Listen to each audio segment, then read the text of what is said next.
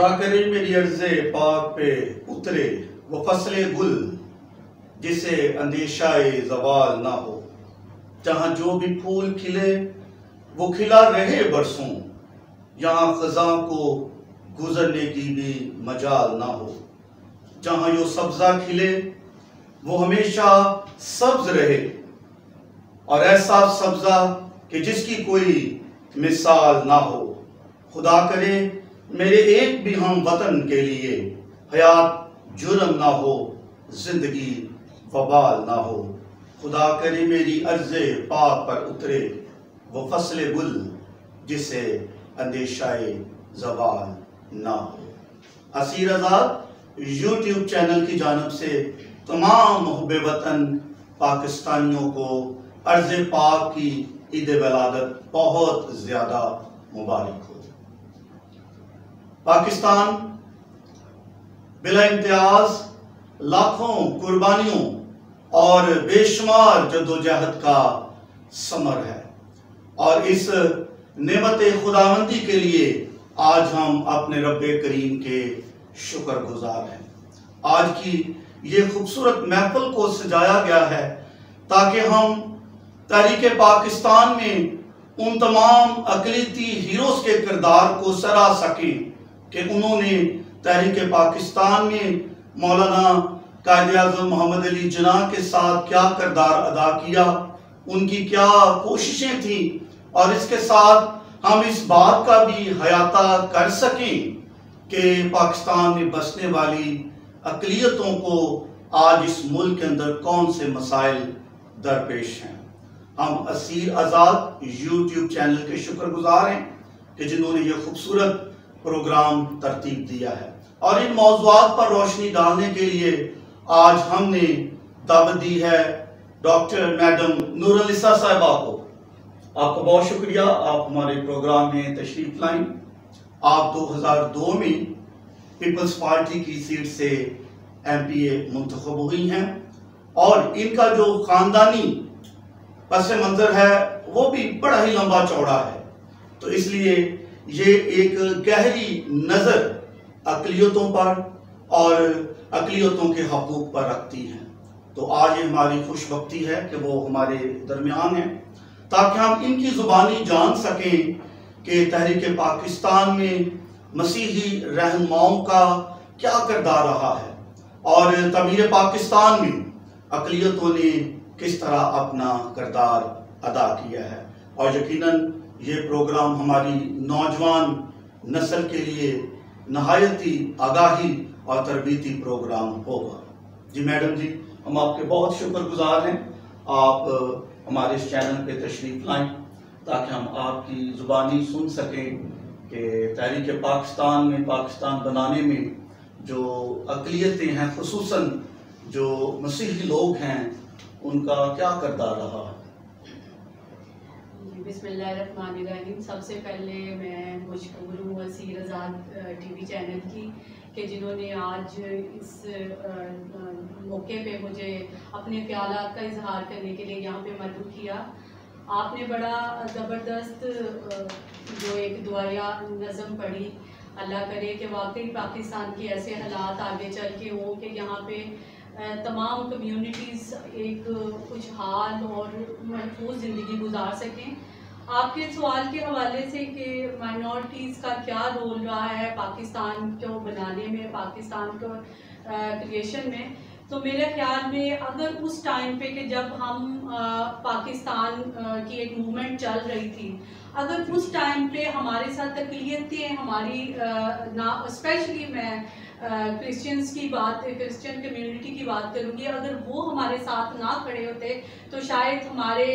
یعنی پاکستان کے ساتھ پنجاب کا جو علاقہ ہوا ہے وہ ہونا مشکل ہو جاتا۔ اس ٹائم پہ آپ کو پتہ ہے کہ جب یہ حالات ہوئے تھے تو ووٹنگ ایک سسٹم آ گیا تھا کہ پنجاب اسمبلی کے تھرو پنجاب کے حوالے سے ووٹ ڈالنے کی ضرورت پڑی تھی، تو اس میں ووٹ ٹائی ہو گئے تھے، یعنی جتنے حق میں ووٹ تھے اتنے ہی مخالفت میں تھے۔ تو اس ٹائم کے اسپیکر صاحب نے، ایس پی سنگھا صاحب نے بہت یعنی پاکستان کے لیے ان کی کنٹریبیوشن ہے، وہ ان کے ووٹ نے یہ فیصلہ کن رول پلے کیا تھا کہ پنجاب کو پاکستان کے ساتھ الحاق کیا گیا تھا. تو یہ پاکستان کے بنانے سے لے کے آج تک پاکستان کی تعمیر و ترقی اور یعنی کے لیے بھی جو ان کا ہماری اقلیتوں کا رول ہے وہ میں سمجھتی ہوں اتنا زبردست رہا ہے کہ ہم حالانکہ جو اس ٹائم پہ جو پہلی دستور ساز اسمبلی میں قائد اعظم کا جو خطاب تھا 11 اگست کے حوالے سے اس میں جو ایک طرح کے وعدے کیے گئے تھے اپنی مائنورٹیز کے ساتھ کہ آپ ہمارے ساتھ آئیں, ہم آپ کو ضمانت دیتے ہیں آپ کی سلامتی کی, آپ کے حقوق کے تحفظ کی, مذہبی رواداری کی, سماجی رواداری کی, منصفانہ طرز حکومت کی. یہ کچھ وعدے تھے جو قائد اعظم کی اگر آپ اس اسپیچ کو دیکھیں تو. مگر ابھی تک یہ ہمارے ساتھ جو چل رہی ہیں ہماری مائنورٹیز, حالانکہ میں سمجھتی ہوں میں ان کو اقلیتیں کہنا پسند نہیں کرتی کیونکہ یہ جتنا پاکستان ہمارا ہے مسلمانوں کا ہے اتنا ہی ہماری ساری اقلیتوں کا ہے, اتنے دوسرے بہن بھائیوں کا ہے. اور یہ جھنڈا جو ہمارا سبز حلالی جھنڈا ہے یہ اس میں ظاہر کرتا ہے کہ یہ جتنا پاکستان ہمارا ہے اتنا ان کا بھی ہے. تو اقلیتیں کہنا ہمیں مجبوراً کہنا پڑ رہا ہے تاکہ ہمارا ایک پیغام چلا جائے. تو کچھ چیزیں ایسی ہیں جو ابھی تک اس طرح پوری نہیں ہو پا رہی کہ جس طرح کا وعدہ کیا گیا تھا. وہ جو وقت کے ساتھ ساتھ ابھی اس پہ اور کام کرنے کی ضرورت ہے. مگر بات کرنے کا یہی مقصد ہے کہ جو رول ہماری اقلیتوں نے پاکستان بنانے میں ہمارے ساتھ شانہ بشانہ کھڑے ہو کے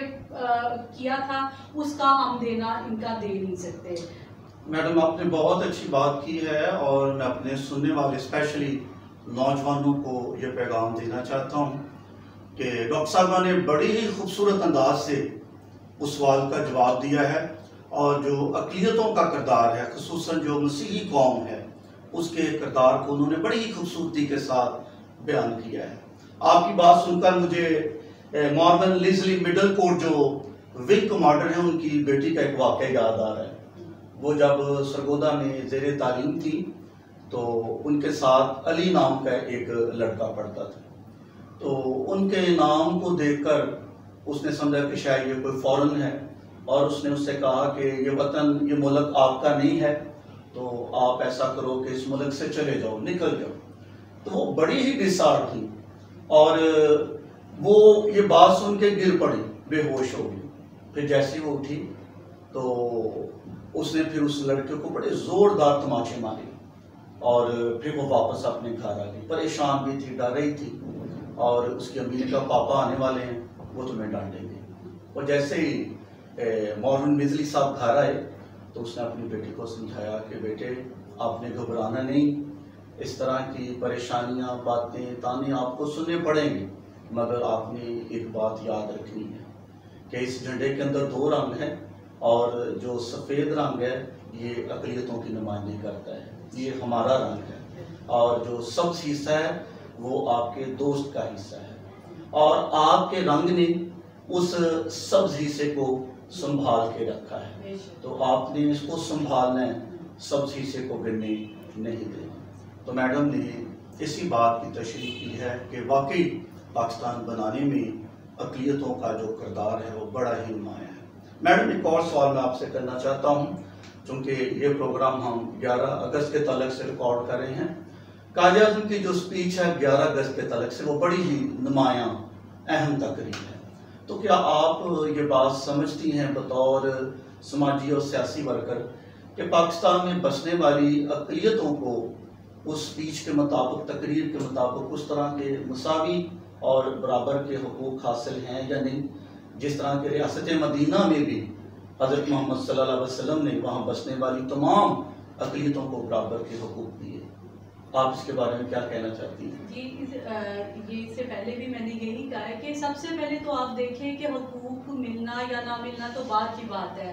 قائد اعظم کی اس سپیچ کے بہت سے کانٹیکسٹ ایسے تھے کہ جن کو ابھی تک ہائڈ کیا گیا تھا لوگوں کے, عام لوگوں تک, تاکہ ان کا پیغام نہ پہنچے. اصل میں وہ سپیچ کو پوری طرح کوشش کی گئی تھی کہ عام پاکستانی تک, عام لوگوں تک اس کا لب لباب نہ پہنچ سکے. اپنی مرضی کے کچھ حصے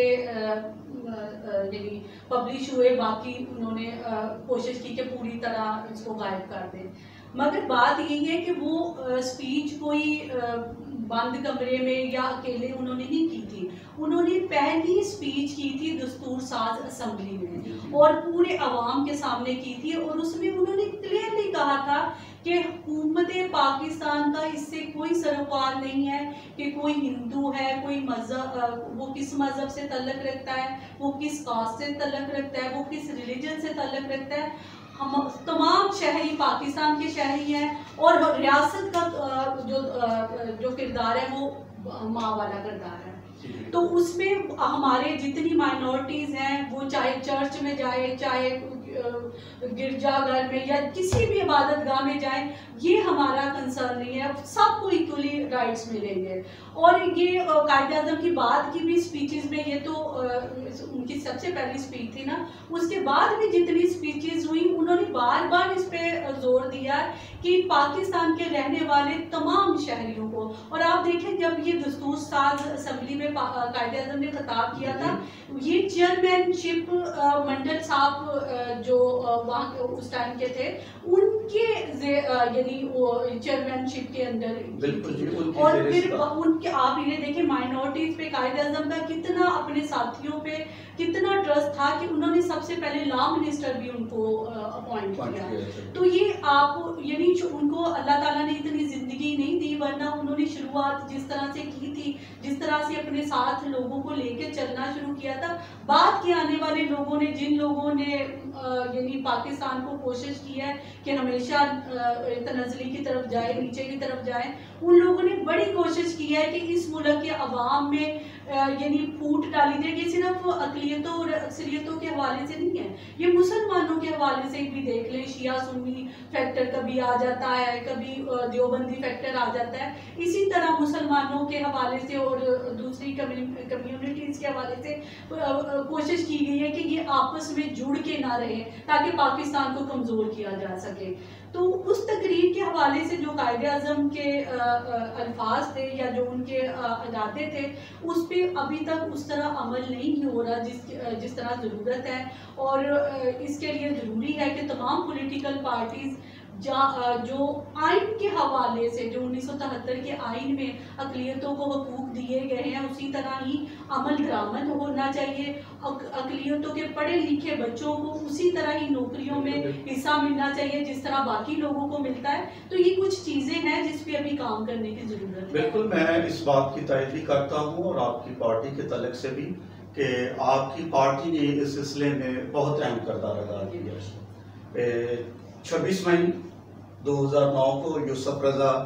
گیلانی کی زیر صدارت آپ نے 5% جو کوٹا ہے اسے بھی منظور کروایا ہے. ہماری دعا ہے کہ آئندہ بھی آپ ضرور آئیں گے. آپ کی پارٹی، آپ کا کیا منشور ہے اقلیتوں کے تعلق سے؟ اگر اب خدا آپ کو لے کر آتا ہے، برسر اقتدار آپ آتے ہیں، تو آپ کیا کچھ کرنا چاہتے ہیں اقلیتوں کے لیے، یا کیا کچھ آپ کے ذہن میں جو آپ پچھلے سالوں میں نہیں کر سکے؟ جی، اس میں سب سے پہلے تو میں شہید ذوالفقار علی بھٹو صاحب سے شروع کروں گی کہ انہوں نے جب 1973 کا آئین دیا تھا تو اس میں اکثریت کے ساتھ ساتھ اقلیتوں کے بھی حقوق کی ضمانت دی گئی تھی کہ ان کو بھی ایکول سٹیزن شپ کا یعنی ایک دیا گیا تھا رتبہ، کہ ان کے بھی وہی حقوق ہیں جو باقی تمام پاکستانیوں کے ہیں. تو ان کو اتنا ٹائم نہیں ملا. پھر آپ دیکھیں شہید محترمہ بینظیر بھٹو نے بھی اس چیز کو ہی آگے بڑھایا. آصف زرداری صاحب نے یعنی جب وہ پریزیڈنٹ شپ تھے، انہوں نے یہ ان کے دور حکومت میں 5% کوٹے والا کام ہوا. شہید بی بی نے علیحدہ جو ووٹر لسٹیں تھی اقلیتوں کی وہ ختم کر کے ان کو دوسری یعنی جو تمام یعنی سب کی مشترکہ ایک ووٹر لسٹیں تھی، ان کا بھی کام شہید محترمہ، کیونکہ وہ سمجھتی تھی، وہ بھی اس چیز پہ بلیو نہیں کرتی تھی کہ کون اقلیت ہے کون اکثریت ہے. وہ سمجھتے تھے جو پاکستان میں جتنے شہری ہیں ان کے ایکول رائٹس ہیں. تو اسی طرح ہمارے چیئرمین بلاول بھٹو صاحب، اس کے علاوہ ہماری سینٹ پہ اور نیشنل اسمبلی میں جو سیٹیں اقلیتوں کی رکھی گئی وہ بھی پاکستان پیپلز پارٹی کا کارنامہ ہے کہ جو انہوں نے بڑھائی بھی تھی اور رکھی بھی تھی. میرا خیال ہے سینٹ میں سیٹیں بڑھائی گئی تھیں.